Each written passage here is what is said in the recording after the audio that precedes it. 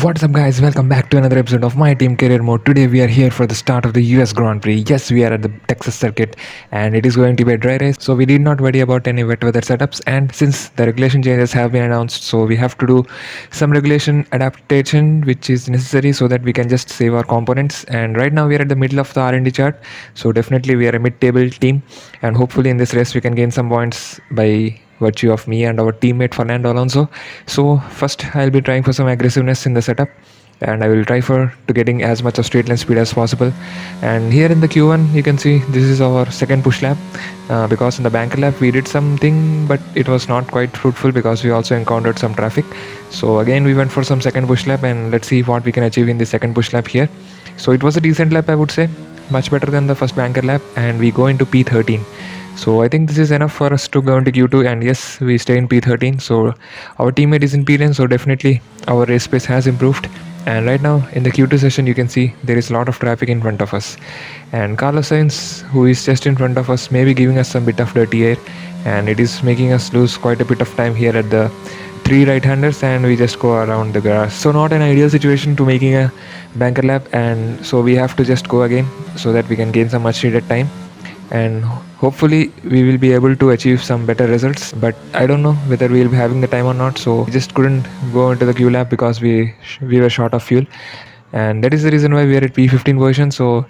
a bit of mistake in the Q2 session with a lot of traffic in front of us, and we just ruined our Q2 session. So hopefully in the race we'll be able to achieve some points by just crafting through the field, and we'll be going for this medium to hard strategy, and let's see how this strategy works. So we'll be using the at least one lap extra fuel, and Charles Leclerc, Verstappen and Carlos Sainz are in the top 3 of the grid, and Verstappen is doing some alternate strategy, so he's starting from the soft tires. And it is 5 red lights, and away we go for the start of the US Grand Prix here at the Circuit of the Americas.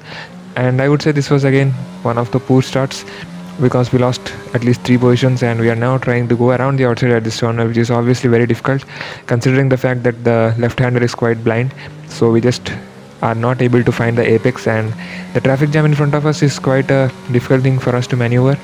because they are just fighting too hard. And now Guan Yu Zhou is in back of us, so he is also pressurizing us to just make a move. But as you can see here, the traffic is just too much, and it will be quite a thing for us to just go through this traffic, as we are trying to send one down the inside of Tsunoda, but we couldn't make the move stick because the tires are obviously cold and they are not at the optimum tire temperature window. So that is the reason why we have to be just patient enough and make the moves while they arrive. And right now here at the outside of this turn, we are just trying to make a move, but we just put our tires on the curb which have absolutely no grip, so we get a lot of wheel spin, and the traction was also too low. So we adjust some of the differential settings, and hopefully maybe this will help us in getting some much needed traction in the upcoming laps of this Grand Prix, as this guy Guan Yu Zhou was just trying to send one down the inside and he made the move stick, but he also collided with Tsunoda. So a bit of squabbling happening in front of us, and we have to be just patient enough to just make a move, as we almost got collided with the diffuser of Guan Yu Zhou, who was too slow at the apex. So maybe he has some damage, and that is the reason why he was too slow. And you can see in the lap 2 itself we just 1.4 seconds ahead of Guan Yu Zhou, so definitely he is having some issues with his car, and we are just gaining too much of time to the back of the field. So let's see from where we can finish from this position, as we are just following Tsunoda, and we are just using his DRS to just improve our ERS levels, because obviously we are almost at the ultimate level of the ERS pack, so we are saving quite a lot of ERS, and if we are able to just utilize them well, then we will be able to just catch up to the field in front of us. So we are right now stuck in the DRS train of Tsunoda, and let's see here at the lap 2, you can see we are still behind Tsunoda, and this is going to be a long race because obviously the Circuit of the Americas is also one of the longest tracks, and the number of laps are also quite more, so we have to be quite patient in this game and play the long game. So here I was just making a move down inside of the turn 1, and Tsunoda just turned into me at the turn 1 section. So because I was already ahead of him, so it was not necessary for him to just side barge into me, so hopefully it did not give us any damage, and he also did not get any damage. So it was just a minor collision, I would say, and not much of an issue, but still we have to be hard racing here at the Circuit of Americas because the overtaking opportunities are very limited,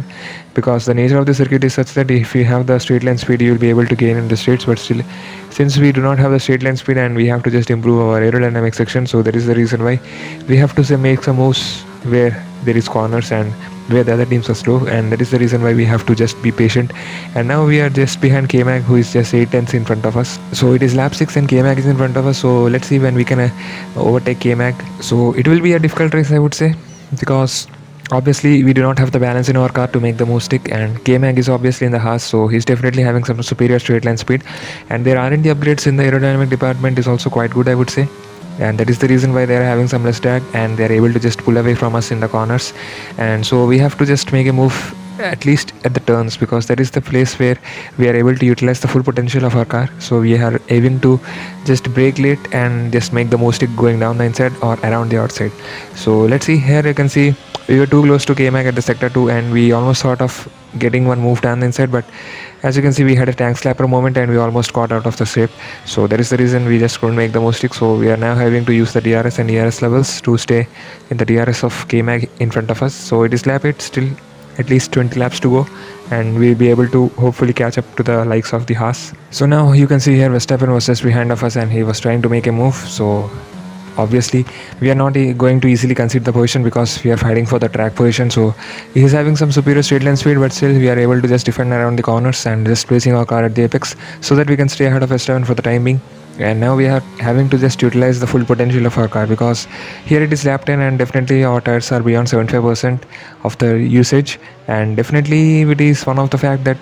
we are just struggling to stay in the DRS of Magnussen also, but still we are having to utilize the potential of our car. And since we went for a less downforce setup, so in the turns also it is becoming quite a challenge to just maneuver the car, and that is the reason why we are having to face some difficulties in just controlling the balance of our car. So I thought of in the lap 12 to go into the pits and go into a set of hard tires, but as you can see Verstappen also was in the left side of us and we just couldn't make the move stick. So he just goes into the pits and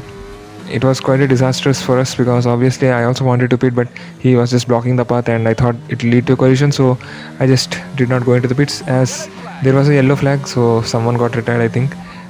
think it was Lance Stroll. Yeah, so Lance Stroll got retired and our teammate goes into the pits into the next lap. So now we are having to go into the pits at the end of lap 14. So this is not ideal because I wanted to do some undercut,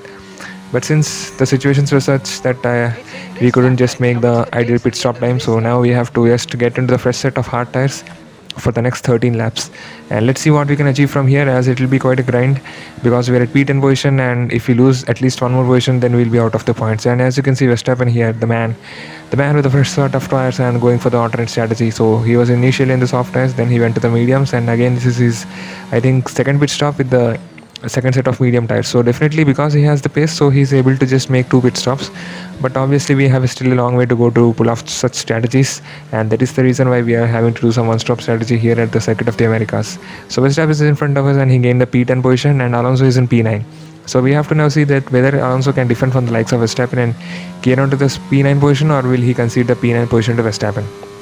So as you can see here in the lap 24 itself, Verstappen gets into P9 and Alonso is now in P10 position. So at the most our team will get 1 point from this race. So obviously not a very good race, I would say, because still we had a lot of scope of improvement, and hopefully in the upcoming races, which will be at the Mexican Grand Prix, we'll be able to improve our setup and our car